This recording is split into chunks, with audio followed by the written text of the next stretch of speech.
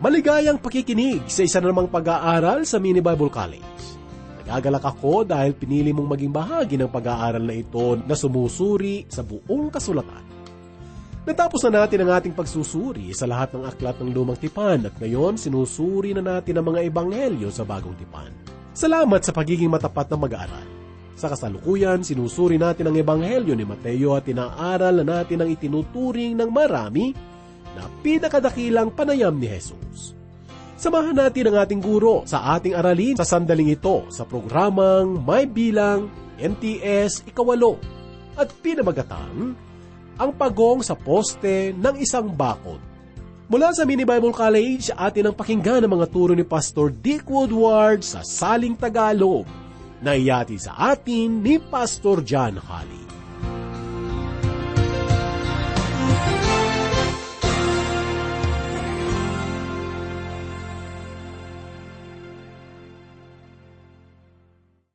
Mga mahal naming tagapakinig, kasalukuyan po nating sinusuri ang Ebanghelyo ni Mateo at nilalagom ang pinakadakilang panayam ni Jesus na tinatawag nating ang Sermon sa Bundok. Pakinggan po natin ang sabi ng Panginoon habang ibinibigay niya ang 4 na talinghaga na magpapakita po sa atin kung ano ang mangyayari kapag binago ng malakristong mga katangian ang mga paganong kultura nitong ating mundo. Kayo ang asin ng lupa, ngunit kung ang asin ay tumabang, paano maibabalik ang alat nito? Wala na itong kabuluhan, maliban sa itapon sa labas at tapakan ng mga tao. Kayo ang ilaw ng sanlibutan. Ang isang lungsod na nakatayo sa ibabaw ng isang burol ay hindi maitatago. Hindi nila sinisindihan ang isang ilawan at inilalagay sa ilalim ng isang takalan, kundi sa talagang patungan at nagbibigay ng liwanag sa lahat ng nasa bahay. Paliwanagin ninyo ng gayon ang inyong ilaw sa harap ng mga tao, upang makita nila ang inyong mabubuting gawa, at luwalhatiin nila ang inyong Ama na nasa langit. Huwag ninyong isiping pumarito ako upang sirain ang kautusan, o ang mga propeta. Pumarito ako hindi upang sirain, kundi upang tuparin ang mga ito.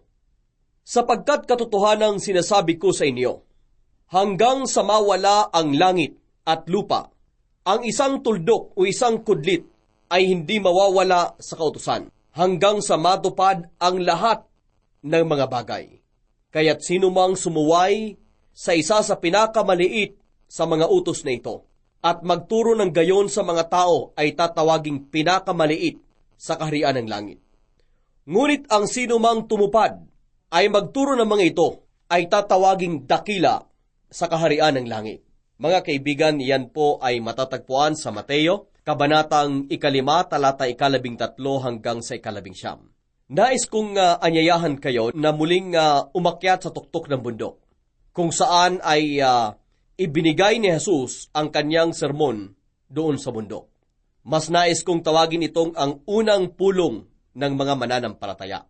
Ang layunin po nito ay ang ipakita sa mga alagad ni Kristo kung papaano maging bahagi ng kanyang solusyon at tugon sa lahat ng mga pangangailangan ng sangkatauhan sa sanlibutan. Habang isinasaalang-alang po natin ang konteksto ng katuroang ito, makikita po natin na hinati ni Jesus ang mga tao sa 2 grupo. Ang unang grupo ay binubuo ng mga tao na bahagi ng problema. Ang pangalawang grupo naman ay binubuo ng mga taong bahagi ng solusyon. Habang isinasaalang-alang natin ang konteksto, nakita po natin ang sangkot na mga krisis sa pagiging mananampalataya, kaya ay tagasunod ni Kristo. Nang atin namang tingnan ang nilalaman ng katuroang ito, ang una nating narinig ay ang tungkol sa katangian ng isang mananampalataya na nailarawan sa 8 mga saloobin. Pagkatapos ipinahayag ni Jesus ang sangkot na hamon kapag binago ng mga katangian ng isang mananampalataya ang isang paganong kultura. Ipinahayag po ni Jesus ang hamong ito sa atin sa pamamagitan ng 4 na magagandang metapora o talinghaga. Sinabi niya, kayo ang asin ng mundo. Kayo ang ilaw ng mundo. Kayo ang lungsod sa isang burol na hindi may tatago. kayo ay kandila sa isang kandilaryo. Mga kaibigan, ano nga ba ang totoong ginagawa ni Jesus sa tuktok ng mundo nung panahon na siya ay narito sa lupa? Marami pong scholar ang naniniwala na ang 8 mapapalad na sermon sa bundok, ang bumubuo sa sermon at ang natitirang bahagi ng Mateo Kabanatang 5, 6 at 7 ay ang aplikasyon ng kanyang sermon. Sinimula ng 4 na metapora ang aplikasyon. Sa ibang salita, nilalaman ng unang 12 talata sa Mateo Kabanata 5 ang turo at ang natitirang mga talata ay aplikasyon. Ang buod ng turo sa sermon sa bundok ay ang krisis sa pagiging isang mananampalataya. Ang katangian po sa pagiging mananampalataya at ang hamon kapag binago ng mga katangian ng mananampalataya ang mga paganong kultura. Ito po ang nilalaman ng mga kabanatang 5, 6, at 7 nitong Ebanghelyo ayon kay Mateo. Habang sinisimula ni Jesus ang ipakita sa atin ang hamon na sangkot kapag binago ng mga katangian ng mga mananampalataya ang paganong kultura, ibinigay niya sa atin ang 4 na metaporang ito.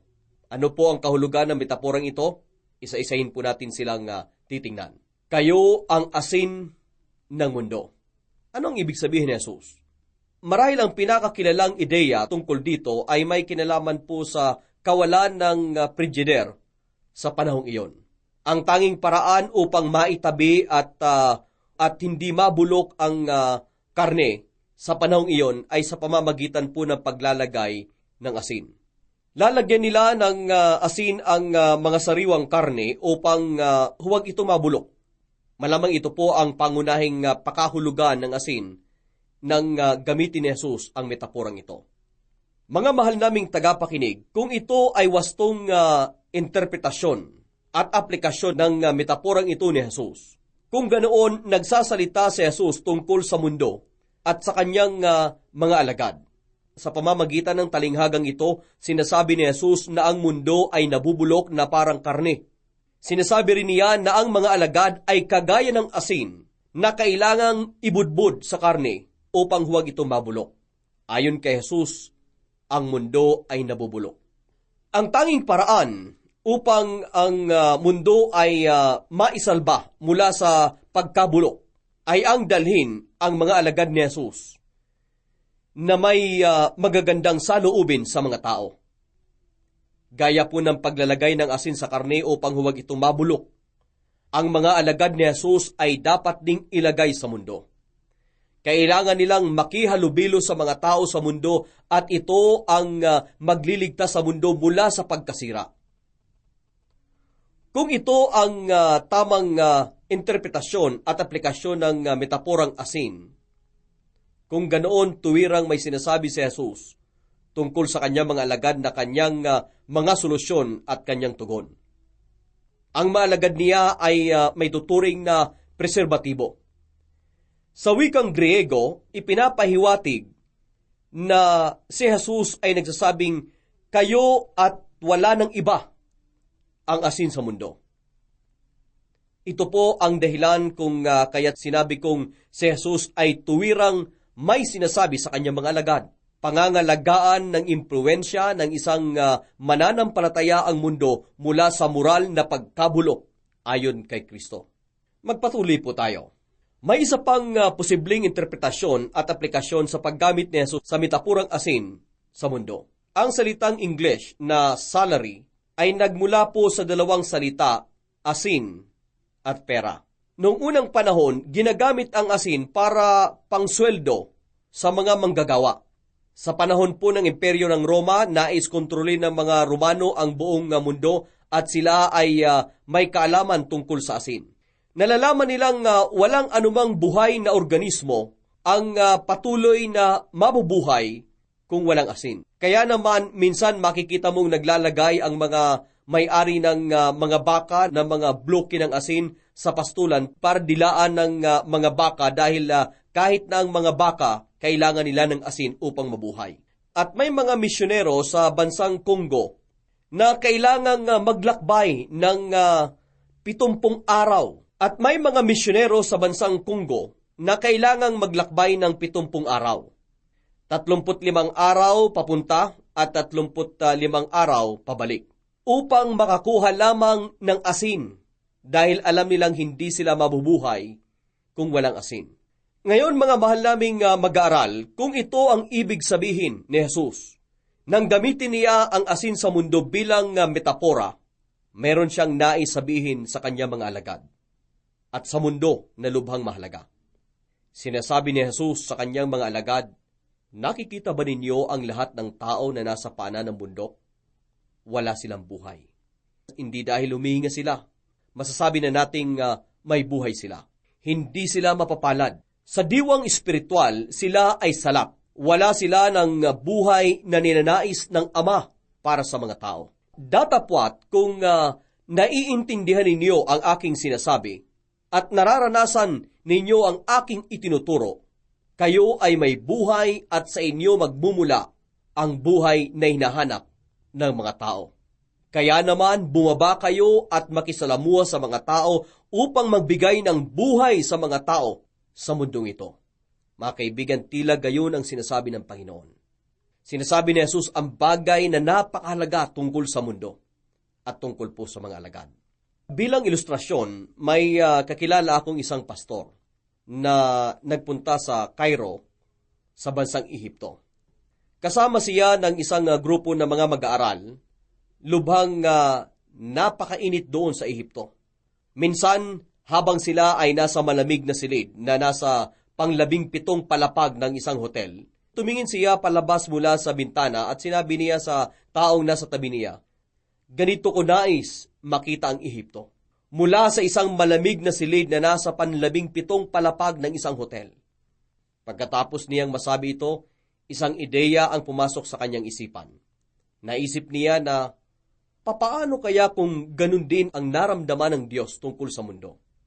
Papaano kung hindi nagkatawang tao ang Diyos at nakipanahan sa atin upang makita natin ang kanyang kaluwalhatian na punong-puno ng biyaya at katotohanan? Nasaan kaya ako? Papaano kung naramdaman ito ng mga misyonaryo? Kaibigan, hindi ka maaaring maging asin ng mundo mula sa isang malamig na kwarto na nasa 17 palapag ng isang hotel, malayo sa mga taong nangangailangan ng tulong mo. Upang maging asin sa mundo, kailangan mong lumabas at makipanahan sa mga tao. Maipapakita mo lamang sa kanila dahil sa biyaya ng Diyos ang mga saloobin ng isang alagad ni Kristo kapag nakisalamuha ka sa kanila. Sinasabi po na mapapalad ang mga dukha sa Espiritu. Hindi mo kayang magkaroon ng ganitong saloobin, ngunit kaya ng Diyos. Kung wala ang tulong ng banal na Espiritu, hindi mo mararanasan at maipapamalas ang mga magagandang saloobin ito. Sapagkat tanging ang banal na Espiritu ang makagagawa nito. Kailangang magkaroon ka ng di pangkaraniwang kakayahan upang maging asin ng mundo. Ikaw ay magiging asin ng mundo, tanging sa pamamagitan ng banal na Espiritu. Inuulit ko bilang pagbibigay diin, kailangan ng di pangkaraniwang kakayahan upang maging asin ng sanlibutan. Habang nagsasalita si Jesus tungkol po sa hamon na nauugnay kapag binago ng isang mananampalataya ang mga paganong kultura, ang pangalawang bagay na sinabi niya tungkol sa mga alagad ay ito, kayo ang ilaw ng sanlibutan. Sinabi niya, hindi nila sinisindihan ang isang ilawan at inilalagay sa ilalim ng isang takalan, kundi talagang patungan at nagbibigay ng liwanag sa lahat ng nasa bahay. Sa Mateo, Kabanata 5, talatang 14 at 15. Sinasabi po ni Jesus na hindi nalalaman ng mundo na nabubuhay ito sa kadiliman. Nang iniyakan ni Jesus ang napakaraming mga tao, ang isa pong dahilan ay ito. Nakita niya ang mga tao na parang mga tupa na walang pastol. Hindi nila alam na sila ay naliligaw at ito ang tinangisan ni Jesus. Sa huling bahagi po ng kanyang 3 taong pampublikong ministeryo, mababasa po natin sa pang-17 kabanata ng Ebanghelyo ni Juan na si Jesus ay nananalangin bilang isang punong saserdote. Sa panalangin iyon, binanggit ni Jesus ang salitang sanlibutan ng 17 beses. Habang pinakikinggan po natin siyang nananalangin, matatanto po natin na ang sanlibutan ay nasa puso ni Jesus. May malasakit si Jesus para sa buong mundo. Habang siya ay nananalangin para sa buong sanlibutan, mayroon siyang sinasabing kamangha-mangha. Sinasabi niya, ngunit hindi ako nananalangin para sa sanlibutan dahil hindi nila alam. Idinadalangin ko ang mga taong ito, ang mga apostol na ibinigay mo sa akin dahil alam nila. Sinabi niya, idinadalangin ko sila at ibinibigay ko sa kanila ang lahat. Ito po ang ibig sabihin ni Jesus nang sinabi niyang, kayo ang ilaw ng sanlibutan. Dito po sa Mateo, Kabanata 5, talata 14. Iminumungkahi ng salin sa Grego ang ganito, kayo at kayo lamang ang ilaw ng sanlibutan, maliban sa inyo ang lahat ay kadiliman. Ngayon humayo kayo kung saan madilim. At sa pamamagitan ng biyaya ng Diyos, kayong mga ilaw ay dapat magliwanag sa kadiliman upang maging aking solusyon at tugon. Heto po ang pangatlong metapora na ginamit ni Jesus. Gustong-gusto ko ang metapora ng kandila sa kandilero. Bilang buod ng sinabi ni Jesus, sinabi po niya, bago kayo umakyat sa tuktok ng bundok na ito at naging aking mga solusyon at tugon, kagaya kayo ng mga hindi nasindihang mga kandila. Ngunit ngayon na naranasan na ninyo ang krisis ng pagiging isang mananampalataya, para bang ang inyong mga kandila ay nasindihan na. Ngayon kayo ay mga nasindihan na mga kandila. Sisindihan ko ang inyong mga buhay. Ngayon sa tuwing nagsisindi ako ng kandila, namimili ako ng kandelero para sa kandilang ito. Ako mismo ang pumili ng kandelero. Tila ganun mga kaibigan ang sinasabi ng Panginoon. Sa tuwing makakakita ka ng kandila sa kandelero, dapat mong isipin ang tungkol sa metaporang ito. Sa huling bahagi po ng 3 taon na ginugol ni Jesus kasama ang kanyang mga apostol, sinabi niya sa kanila, hindi ninyo ako pinili, ngunit pinili ko kayo. At itinalaga ko kayo upang humayo at mamunga at manatili ang inyong mga bunga. Literal po na sinasabi ni Jesus, pinili ko kayo. At inilagay ko kayo sa lugar na pinili ko para sa inyo upang magkaroon kayo ng maraming bunga. Ito po ang itinuturo para sa atin ng metapora, kandila sa kandelero. Nang ako po ay bata pa, gustong-gusto kong maglaro ng mga pagong. May bagay akong natutunan tungkol po sa isang pagong na nasa poste ng bakod. Nakakita ka na ba ng pagong sa ibabaw ng poste ng isang bakod? Sa tuwing makakakita ka ng pagong sa poste ng isang bakod, tiyak na ang pagong na ito ay hindi kusang umakyat sa poste ng bakod. Tiyak na inilagay ito ng isang bata dahil alam nating ang mga pagong ay walang kakayahang umakyat sa poste ng bakod. Dapat maramdaman ng bawat mananampalataya na para siyang pagong sa poste ng bakod. Dapat tingnan mo ang iyong paligid at tantuin mo kung saan katamang inilagay sa mundong ito. At parang isang kandila sa kandilero, dapat sabihin mo, kagaya ako ng isang pagong sa poste ng bakod.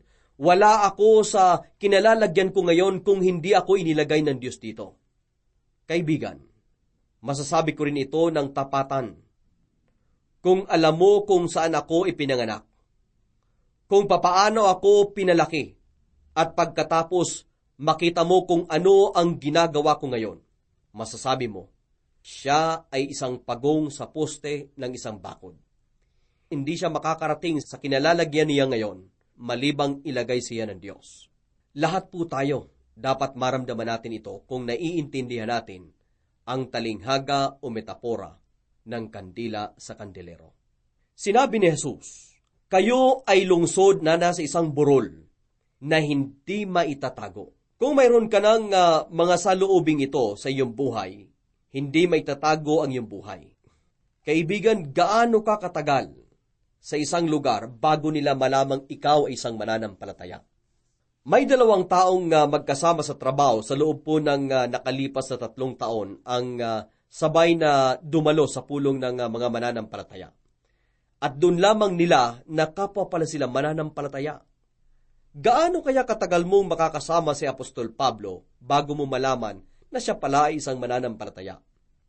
Ang buhay ni Jesus ay gaya ng isang lungsod na nasa isang burol na hindi maitatago.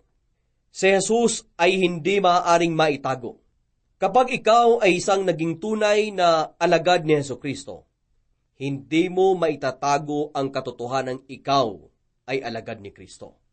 Ang katotohanan ito ay lalo pang mapapatunayan habang ipinagpapatuloy natin ang pag-aaral sa nilalaman ng dakilang sermon sa bundok.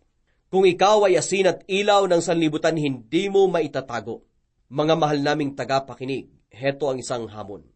Ikaw ba ay isang alagad ni Jesucristo? Kung ikaw nga ay isang alagad, maitatago mo ba ang katotohanang ikaw ay alagad ni Kristo?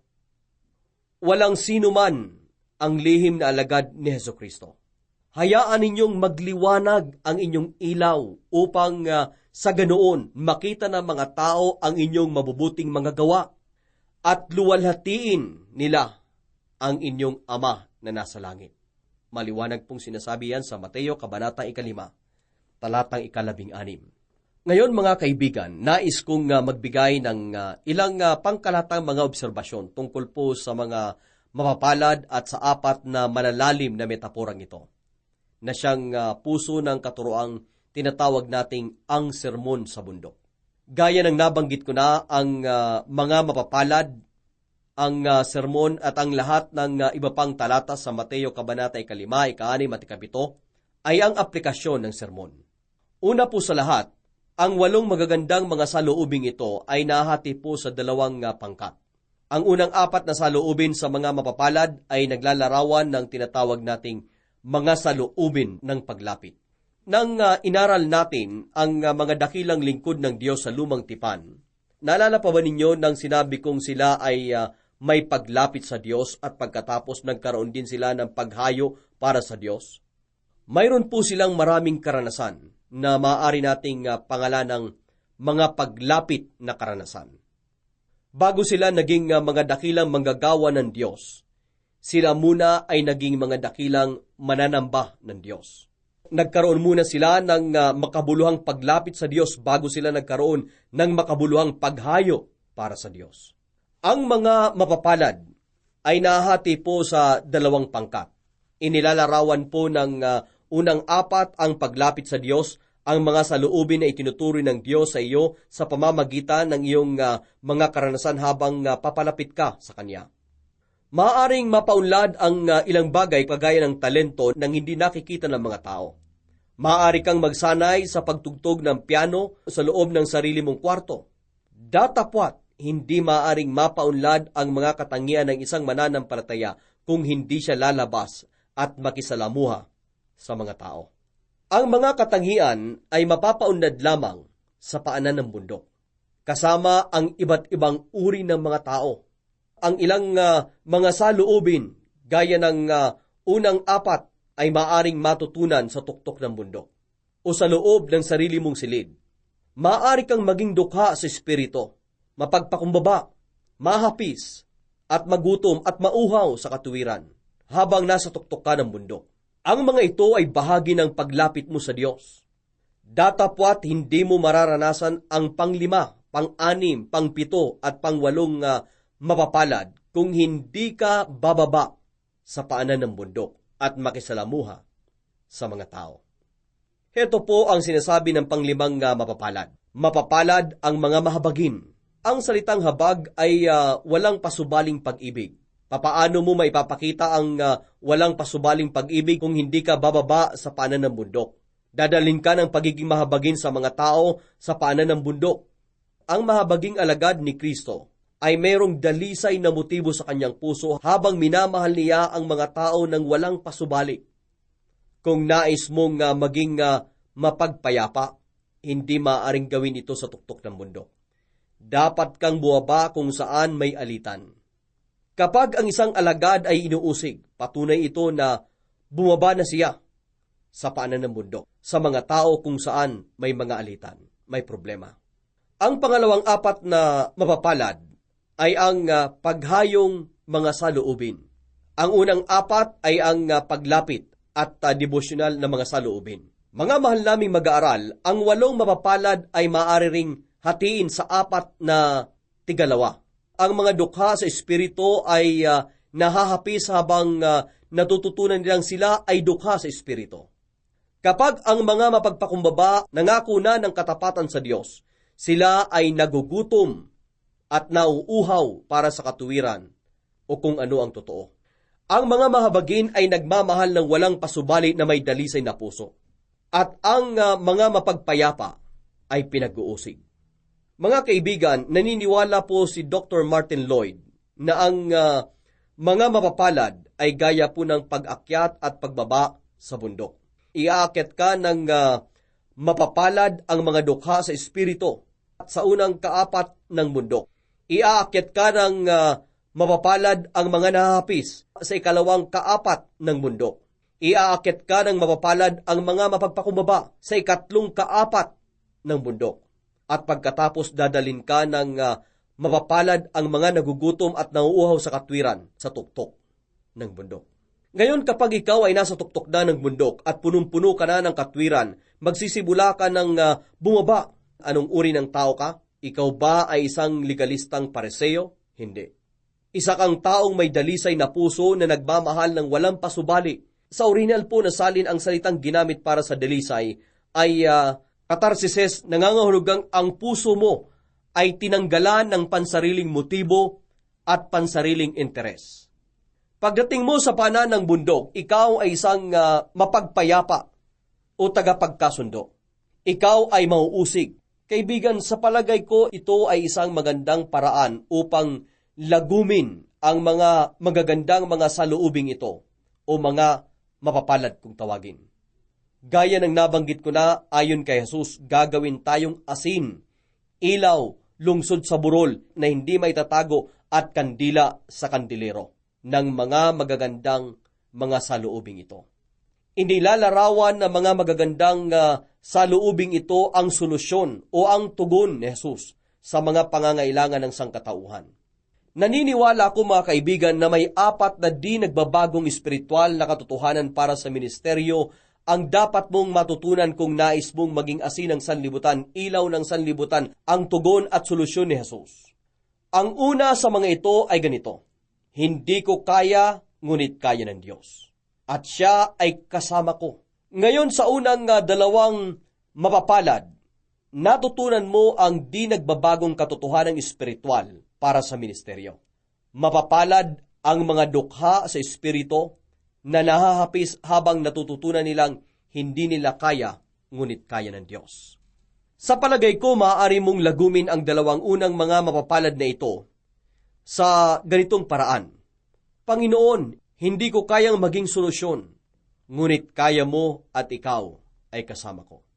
Ang pangatlo at pang-4 na mapapalad ay bumubuo rin ng isang paris. Ang pagiging mapagpakumbaba ay may kinalaman po sa ating kalooban o kagustuhan.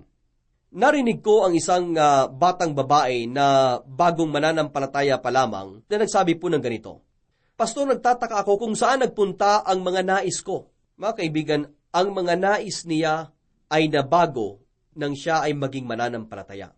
Ang pagiging mananampalataya ay may kaugnayan sa iyong kalooban.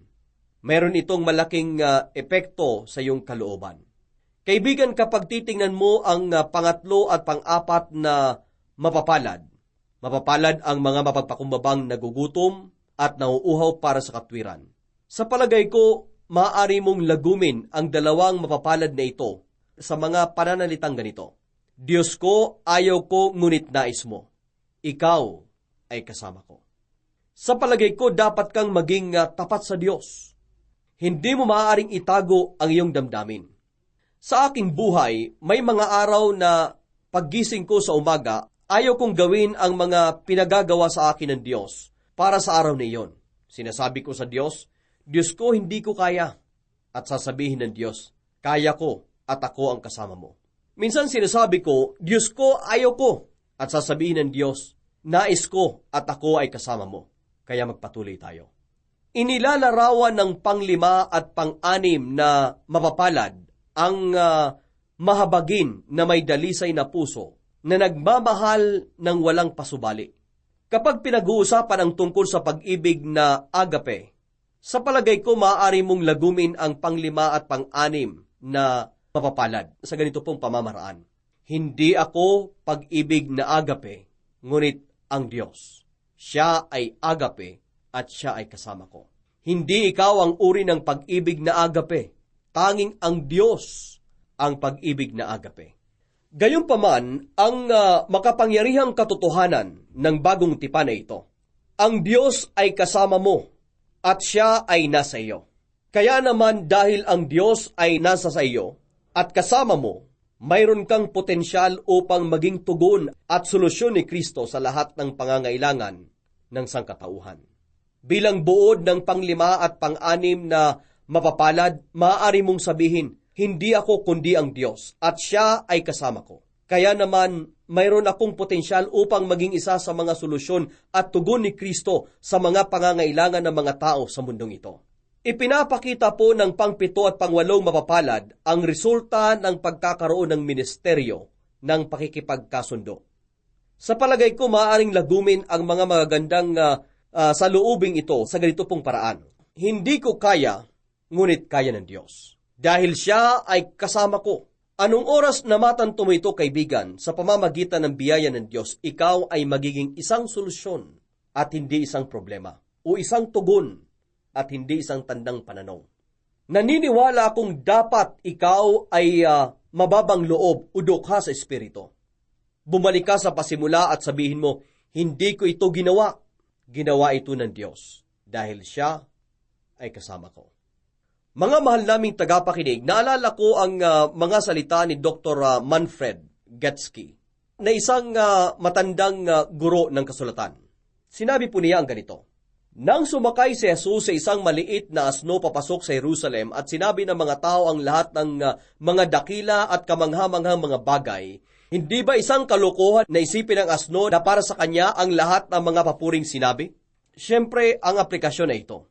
Kung ang Diyos ay papunta sa isang tao sa pamamagitan ng buhay mo, o kung siya ay nagsasalita sa isang tao sa pamamagitan mo, at nagsimula silang magpasalamat sa iyo at purihin ka, dapat mong sabihin, sandali, huwag ninyo akong pasalamatan. Pasalamatan ninyo ang Panginoon. Ang lahat po ng mga papuring ito ay hindi para sa iyo. Papuri ang isa sa mga patibong para sa isang mga ngaral. Lalong-lalo na kapag ang kanyang ministeryo ay malago at ang kanyang kongregasyon ay malaki. Kapag nagsimula na siyang maniwala sa mga magagandang bagay na sinasabi ng mga tao tungkol sa kanya at sa kanyang ministeryo, siya ay mapapasok sa malaking patibong o kaguluhan. Ang mga papuri ay hindi para sa kanya. Siya ay isa lamang maliit na asno na ginamit ng Diyos upang makapasok sa buhay ng ibang tao. Mga kaibigan, pakinggan po ninyo ito. Mayroon akong isang sermon tungkol sa mga asno. Ang kasulatan ay may binabanggit na 3 uri ng mga asno. Sa aklat po ng mga bilang, makikita mo ang nagsasalitang asno. Nais magsalita ang Diyos at wala siyang mahanap na taong gagamitin niya upang magsalita. Walang taong nais makinig upang malaman ang nais sabihin ng Diyos. Kaya nagsalita ang Diyos sa pamamagitan ng maliit na asno. Sumunod sa Ebanghelyo ni Mateo, Kabanata 21, pumasok si Jesus sa Jerusalem, sakay ng isang maliit na asno. Tawagin ko ang asnong ito bilang kaibig-ibig na asno. Bago pumasok sa Jerusalem si Jesus, sinabihan niya ang mga apostol kung saan nakatali ang isang asno. Kukunin nila ang asnong ito at sinabi niya, kung tatanungin kayo ng ganito, ano sa palagay ninyo ang ginagawa ninyo? Sabihin ninyo lamang, kailangan ito ng Panginoon. At sasabihin nila, o sige kunin at gamitin ninyo ang asno. Mga kaibigan, ang asnong ito ay tinatawag kong handang magamit na asno. Sa palagay ko, ito ang mensahe ng pagiging dukha sa Espiritu. Sa panahon po natin ngayon, marami ang nag-iisip ng ganito. Ang Diyos ay gumagawa ng mga pambihirang mga bagay sa pamamagitan ng mga pambihirang mga tao dahil sila ay mga pambihira. Mali. Katang-isip lamang ito. Hindi po ito totoo. Alam ba ninyo ang sasabihin sa atin ng aklat na mga gawa? Kapag nakarating na tayo sa kasaysayan ng simbahan, sasabihin po sa atin ng aklat ng kasaysayan sa Bagong Tipan na ikinagagalak ng Diyos ang paggawa ng pambihirang mga bagay sa pamamagitan ng mga ordinaryong tao dahil sila ay handang magpagamit. Ang ninanais ng Diyos mula sa atin ay ang pagiging handang magpagamit sa Kanya. Habang itinatayo ni Jesus ang kanyang simbahan sa kasalukuyan, hindi siya naghahanap ng mga pambihira at di pangkaraniwang mga mananampalataya. Siya ay naghahanap ng mga ordinaryong mananampalataya na handang magpagamit sa Kanya. Ang pinakadakilang kakayahan ay ang pagiging handang magpagamit sa Diyos. Mga mahal naming mag-aaral, kung nais mong maging solusyon at katugunan ni Jesus, dapat kang lumayo mula sa mga pilosopiya ng humanismo. Sinasabi ng humanismo, kayang gawin ng tao ang lahat ng bagay. Lahat ng bagay ay nakasalalay sa iyong kakayahan. Ang kakayahan mo ang pinakamahalaga sa lahat. Mayroon kang kakayahan, ngayon humayo ka at gumawa. Kaibigan, hindi po ganito ang itinuturo ni Jesus sa mga magagandang saloobin na kanyang itinuro. Kung naiintindihan mo ang tungkol sa mapalad, matatanto mo ang sinasabi ni Jesus na tulad po nito. Ang Diyos ang may kakayahan. Hindi po ito nakasalalay sa iyo. Ito ay nakasalalay sa Diyos. Hindi ito dahil sa magagawa mo. Ito ay nakasalalay sa magagawa ng Diyos. Hindi ito dahil sa magagawa mo. Nakasalalay ito sa gusto ng Diyos. Kapag ikaw ay naging asin at ilaw ng sanlibutan, ibigay mo sa Diyos ang kapurihan at sabihin mo, hindi ito dahil sa nagawa ko, ito ay dahil sa ginawa mo, o Diyos, dahil kasama kita. Mga kaibigan, marami ng taon ang nakakalipas. Nagturo po si Billy Graham sa isang klase pagkatapos ng kanyang unang matagumpay na krusada doon po sa Los Angeles, noong 1950. Nagpunta siya sa isang paaralan kung saan mayroong 1,200 mag-aaral para po sa ministeryo.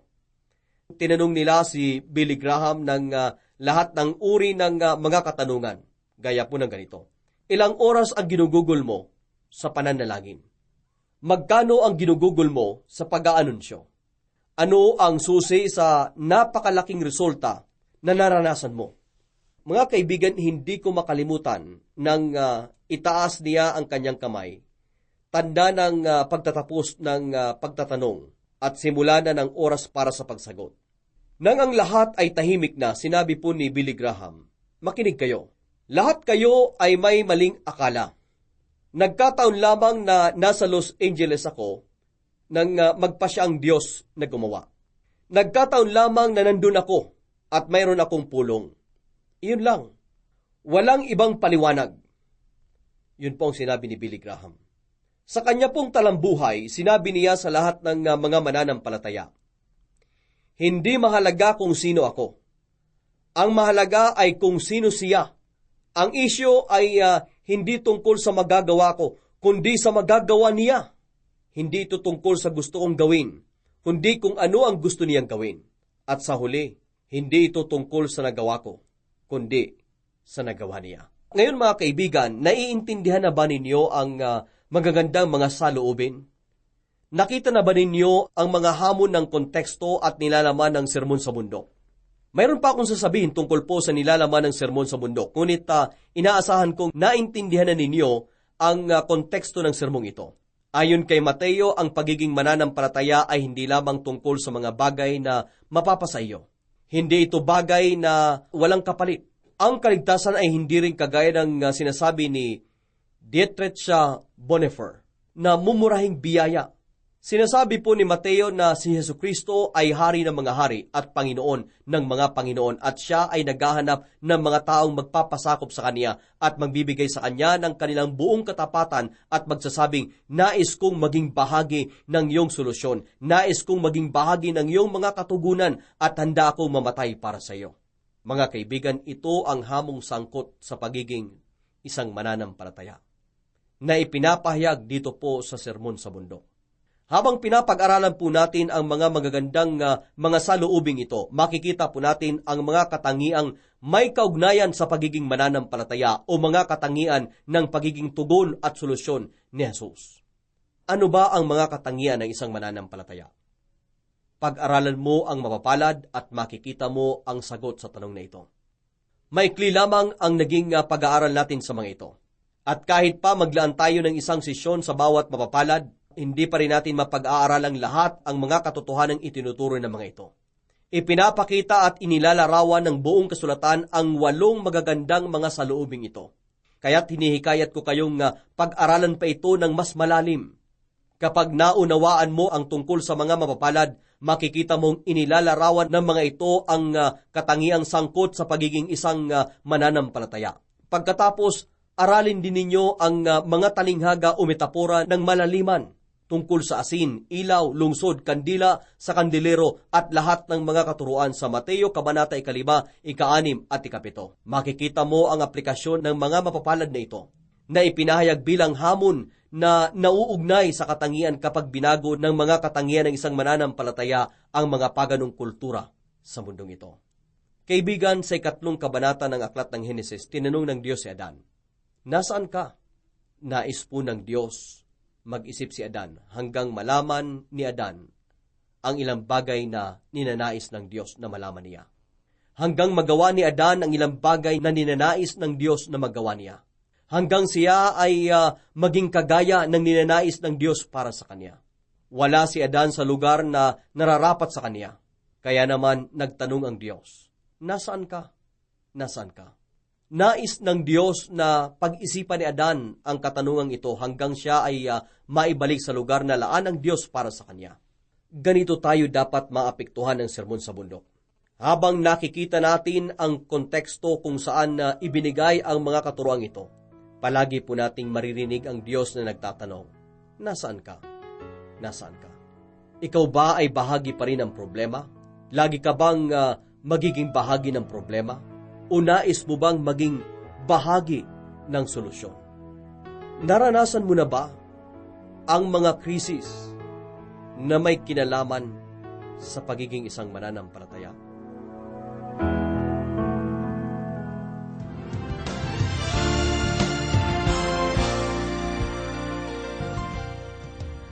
Mahal naming mag-aaral, umaasa kaming tinanggap mo na si Jesucristo bilang sarili mong Panginoon at tagapagligtas at nais mong maging bahagi ng kanyang solusyon. Ang Panginoong Jesucristo ay may napakagandang plano para sa iyong buhay. Nais niyang gamitin ka bilang asin at ilaw upang mailapit din ang iba sa biyaya ng Diyos. Salamat sa pagiging matapat na mag-aaral at inihikayat kitang anyayahan ng iba pa upang samahan tayo sa mga pag-aaral na ito, upang sa ganoon, sila rin ay maging bahagi ng kanyang solusyon. Nawa pagkalooban kayo ng lakas ng kapayapaan ng Diyos at panatilihin kayo sa bigkis ng pagkakaisa at gamitin kayong malakas na saksi ng kanyang biyaya. Amen.